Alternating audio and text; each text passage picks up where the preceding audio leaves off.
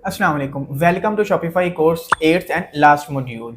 यहाँ तक हमने प्रोडक्ट हंटिंग भी सीख लिया है, हमने प्रोडक्ट लिस्टिंग भी सीख लिया है, शॉपिफाई स्टोर क्रिएट करना भी सीख लिया है और हमने उसको ऑप्टिमाइज करना भी सीख लिया है। इस मॉड्यूल में हम कवर करने जा रहे हैं कि नेक्स्ट 4 वीक के लिए हमारा क्या एक्शन प्लान होना चाहिए। So let's start. किसी भी कोर्स का जो मेन पर्पस होता है वो हमेशा लर्निंग और उसके बाद इम्प्लीमेंटेशन होता है। लेकिन अगर हमने एक कोर्स कर लिया और हमने उसके बाद कुछ भी ना किया तो it's just a waste of time and nothing else. मैंने आपकी आसानी के लिए इस कोर्स के एंड पे 4 वीक का एक्शन प्लान जो है वो डिज़ाइन किया है। अगर आप बिगिनर भी हैं तो भी आप इस एक्शन प्लान को फॉलो कर सकते हैं, जिससे आप स्क्रैच से अपने बिजनेस को स्केल अप कर सकते हैं। तो फर्स्ट वीक में आप क्या करेंगे? फर्स्ट वीक आपका होगा रिसर्च वीक, जिसमें आप क्या करेंगे? आप डिफरेंट शॉपिफाई स्टोर्स को विजिट करेंगे, आप प्रोडक्ट्स को देखेंगे, मार्केट में कौन सी प्रोडक्ट इस टाइम इन है, कौन सी प्रोडक्ट ट्रेंडिंग पे चल रही हैं। इसके साथ आप अपने सोशल मीडिया प्लेटफॉर्म्स पे भी एक्टिव रहेंगे, जहाँ पर आप एड्स को देखेंगे कि कौन से प्रोडक्ट के एड्स आपको ज़्यादा शो हो रहे हैं। अगर आपको एड्स कम शो होते हैं तो आप ऐड के साथ इंटरेक्ट करना स्टार्ट कर दें, तो आपको मज़ीद ऐड आना भी स्टार्ट हो जाएंगे।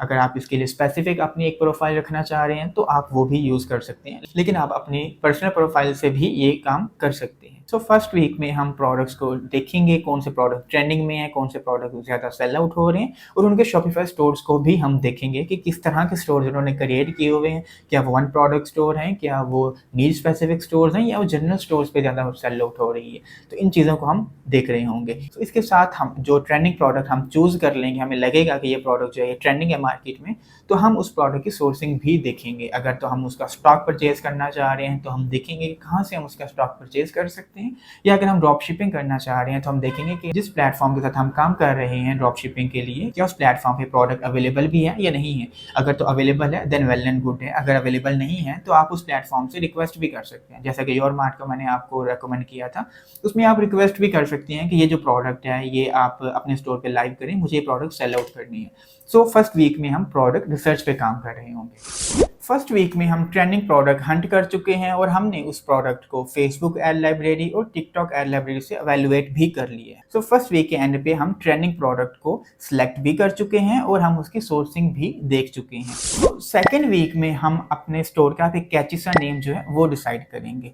नेम के लिए आप चैट जीपीटी, डीपसीक या नेमलिक्स वगैरह से भी हेल्प आउट ले सकते हैं, लेकिन आपने एक चीज़ को मेक श्योर करना है कि जो नेम आप डिसाइड कर रहे हैं वो नेम ब्रांडेबल होना चाहिए। फॉर एग्जांपल, अगर आप इंटरनेशनल मार्केट में उसी नेम से अगर काम करना चाहें तो वो नाम आपका प्रोनाउंस होना चाहिए, वो किसी स्पेसिफिक एरिया या किसी स्पेसिफिक प्रोडक्ट के रिलेटेड नहीं होना चाहिए। आपका नाम जो है वो स्केलेबल होना चाहिए, आप इंटरनेशनल मार्केट में भी उसको यूज़ कर सकें। उसके बाद आपने इस चीज़ को भी मेक श्योर करना है कि जो नाम आपने डिसाइड किया है वो ऑलरेडी किसी ने परचेज ना किया हो। आप डोमेन का नेम चेक कर सकते हैं, होस्टिंगर, गोडैडी, नेम चीफ वगैरह से भी आप अवेलेबिलिटी को देख सकते हैं। और आपने इस चीज़ को भी मेक श्योर करना है कि वो जो नाम है वो प्रीमियम ना हो, क्योंकि आमतौर पे कुछ नेम्स होते हैं जो प्रीमियम होते हैं तो वो आपको 2 लाख, 5 लाख, 10 लाख रुपए का मिल रहा होता है। लेकिन ऑब्वियसली क्योंकि आप अभी स्टार्ट कर रहे हैं, आपको कोई ऐसा नाम चूज़ करना है जो आपको 1000, 1500, 1200 तक मिल जाए। नेम चूज करने के बाद अब हम अपना एक लोगो डिजाइन कर लेंगे। लोगो भी आपने ऐसा डिजाइन करना है जो इलीट लुक दे, ना कि वो लोकल हो या आप उसमें कोई स्पेसिफिक इमेजेस को यूज कर सकते हैं। लोगो के लिए आपने 80-20 का रूल फॉलो करना है। मींस कि आप 80% जो है उसकी स्पेस जो है वो एम्प्टी होनी चाहिए और 20% आपने उस पर टैक्स या कोई आपने ग्राफिक्स यूज किए हैं तो आप उसको यूज कर सकते हैं। इसके साथ साथ सेकेंड वीक में हम अपने सोशल मीडिया अकाउंट्स भी क्रिएट कर लेंगे। फॉर एग्जांपल, हम अपने फेसबुक, इंस्टाग्राम, टिकटॉक, अपना यूट्यूब, इसके अलावा जिस सोशल मीडिया प्लेटफॉर्म पे भी हम सेल आउट करना चाह रहे हैं तो हम अपने अकाउंट्स क्रिएट करेंगे और जो नेम और लोगो जो हमने डिसाइड किया है वो हम तमाम सोशल मीडिया प्लेटफॉर्म्स पे अपलोड करेंगे। थर्ड वीक में हम तमाम सोशल मीडिया प्लेटफॉर्म्स पे पोस्टिंग कर रहे होंगे, हम स्टेटस लगा रहे होंगे व्हाट्सएप पे। उसके अलावा हम फेसबुक मार्केट प्लेस पे भी अपनी पोस्टिंग कर रहे होंगे। इसके साथ हम डिफरेंट ग्रुप्स में भी अपनी पोस्टिंग को शेयर कर रहे होंगे, जिससे आपको फॉलोअर्स भी मिल रहे होंगे और आपको कुछ लाइक्स भी मिल जाएंगे। उसके साथ साथ आपकी ऑर्गेनिक सेलिंग भी स्टार्ट हो जाएगी। ऑब्वियसली आपको 1, 2 या 3 ऑर्डर पर डे आ रहे होंगे, लेकिन आपके ऑर्डर्स आना स्टार्ट हो चुके होंगे, जिससे आप इस चीज़ का अंदाज़ा लगा सकेंगे कि प्रोडक्ट जो है ये काम कर रहा है, ये ट्रेंडिंग प्रोडक्ट है, इसको मैं मज़ीद स्केल अप कर सकता हूँ। और इसके साथ-साथ हम अपने ऐड अकाउंट बनाएँगे। अगर आपको मेटा एड्स नहीं आते तो उसका भी कोर्स बहुत जल्द इसी चैनल पे अपलोड हो जाएगा, जहाँ से आप मेटा एड्स सीख पाएँगे। इसके अलावा हम एक बेसिक ऐड जो है वो भी एक्टिव कर चुके होंगे, क्योंकि अभी हमने शॉपिफाई स्टोर क्रिएट नहीं किया, तो हम अपनी ऐड की टारगेट जो है व्हाट्सएप पे ले जा सकते हैं। वहाँ पे हम डीलिंग कर रहे होंगे, जिससे हमें आइडिया हो जाएगा कि हमारा जो प्रोडक्ट है उसमें हमें कस्टमर्स आ रहे हैं और कस्टमर के किस तरह के क्वेश्चंस हैं। हम इस चीज़ को भी इवैल्यूएट कर पाएँगे, क्या हमारा प्रोडक्ट जो हमने चूज़ किया है वो ट्रेंडिंग भी है या नहीं है, हमारी सिलेक्शन ठीक थी या नहीं थी। सो यहाँ तक हमने अपने प्रोडक्ट को प्रॉपर्ली इवैल्यूएट कर लिया है। हमने देख लिया है कि जो प्रोडक्ट हमने चूज़ किया था वो प्रोडक्ट ठीक है। हमने व्हाट्सएप कैंपेन रन करके भी देख ली है, जिससे हमें इस चीज़ की श्योरिटी हो जाती है कि जो प्रोडक्ट हमने चूज़ किया था वो हमारे लिए बेहतर है, हम उसको स्केल अप कर सकते हैं। सो अब 4th वीक में हम अपना शॉपिफाई स्टोर क्रिएट करेंगे, अपने ऐड अकाउंट को अटैच करेंगे शॉपिफाई स्टोर के साथ और एक अच्छे बजट के साथ अपनी कैंपेन्स को एक्टिव कर देंगे। लेकिन यहाँ पे एक क्वेश्चन आता है कि हमने शॉपिफाई कोर्स किया है और हम 3rd वीक के बाद जाके अपना शॉपिफाई स्टोर जो है वो क्रिएट कर रहे हैं। उसकी रीज़न ये है कि जैसा कि मैंने आपको बताया था कि शॉपिफाई जो है वो आपसे 3 मंथ के बाद प्रॉपर्ली चार्ज करेगा। फर्स्ट 3 मंथ के लिए तो आपसे $1 पर मंथ चार्ज कर रहा है, जो कि आपके लिए एक ज़्यादा अमाउंट नहीं है। लेकिन जैसे ही आपका 4th मंथ स्टार्ट होगा तो आपको $25 पर मंथ पे करना होगा, जो कि आपके लिए प्रॉब्लम क्रिएट कर सकता है। इसीलिए मैंने आपको पहले प्रोडक्ट प्रॉपर्ली इवैल्यूएट करने का कहा। अब प्रोडक्ट को जब इवैल्यूएट कर लेंगे, आपने टेस्टिंग कर ली है, तो आप इस नतीजे पे पहुंच चुके हैं कि मैं इसको अब स्केल अप कर सकता हूं, तो आप देन उसको शॉपिफाई स्टोर क्रिएट करेंगे और आप उसको प्रोडक्ट को स्केल अप कर देंगे। देन आपके लिए ये अमाउंट जो है $25 जो अमाउंट है, ये इतनी ज़्यादा बड़ी अमाउंट नहीं होगी, क्योंकि 3 मंथ के अंदर आप इतने स्टेबलाइज़ कर चुके होंगे अपने बिज़नेस मॉडल को कि आप $25 पर मंथ पे कर सकें।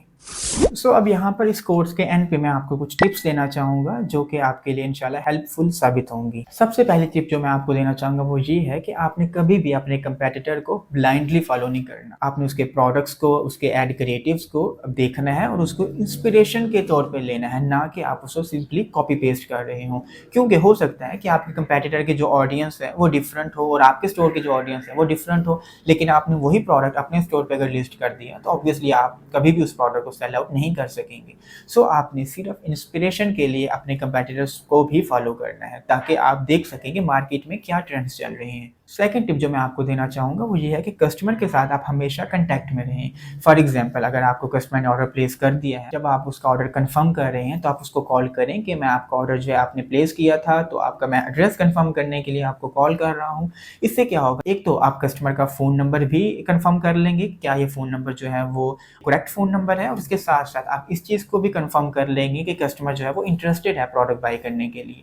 तो कॉल कंफर्मेशन के बाद आप उसका ऑर्डर जो है वो डिस्पैच कर देंगे। तो जैसे ही आप उसका ऑर्डर डिस्पैच कर देंगे तो आप उसको एक मैसेज ड्रॉप करें कि आपका ऑर्डर जो है वो डिस्पैच हो चुका है, तो आपको विदिन 3 डे 4-5 डेज़ में आपको ये आपका पार्सल मिल जाएगा। देन आप डेली बेस पे अपने तमाम ऑर्डर्स को देखें, जो ऑर्डर आपके आउट फॉर डिलीवरी हैं, इट्स मीन कि वो जो ऑर्डर है राइडर लेके गया हुआ है कस्टमर को आपका पार्सल डिलीवर करने, तो आप कस्टमर से कॉन्टैक्ट कर सकते हैं, उसको मैसेज करें कि आज आपका पार्सल जो है वो आउट फॉर डिलीवरी है, राइडर आपको कॉल करेगा, तो आप कॉल पिक करके अपना पार्सल जो है रिसीव कर लीजिएगा।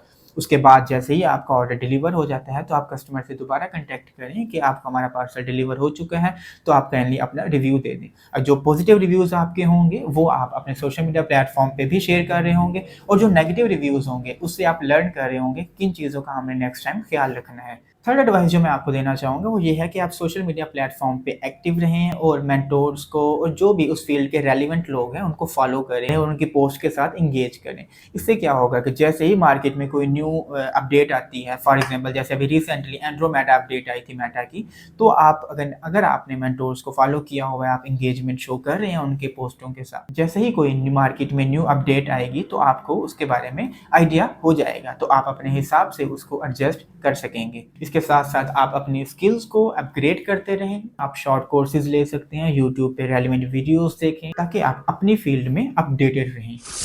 अल्लाह ताला के फजलो करम से ये कोर्स हमारा यहाँ पर एंड होता है। आई नो कि मैंने इसमें कुछ चीज़ें जो हैं वो इंटेंशनली स्किप की हैं। उसकी रीज़न ये है, अगर हम हर एक-एक फ़ीचर को एक्सप्लोर करेंगे, तो हो सकता है ये कोर्स हमारा 7 से 8 घंटे का हो जाए। इसीलिए मेरी कोशिश ये रही है कि हम सिर्फ़ उन पॉइंट्स को डिस्कस करें जो कि आपके लिए ज़रूरी हैं, और बाकी पॉइंट्स के हम सिर्फ़ बेसिक को समझ लें। लेकिन अगर आपको लगता है कोई इम्पोर्टेंट पॉइंट जो इस कोर्स में मिस आउट है, तो आप कमेंट सेक्शन में हमें बता सकते हैं। हम कोशिश करेंगे कि हम उस पॉइंट की अगेन एक वीडियो रिकॉर्ड करके अपलोड कर दें। सो इस कोर्स के एंड पे मैं आपसे यही कहूँगा कि मैं आपको इस चीज़ की गारंटी तो नहीं दे सकता कि ये आसान है या मुश्किल है। हाँ, लेकिन मैं आपको इस चीज़ की गारंटी दे सकता हूँ कि ये पॉसिबल है। उम्मीद करता हूँ कि आपने इस कोर्स से सीखा होगा। दुआओं में याद रखिएगा। अल्लाह हाफ़िज़।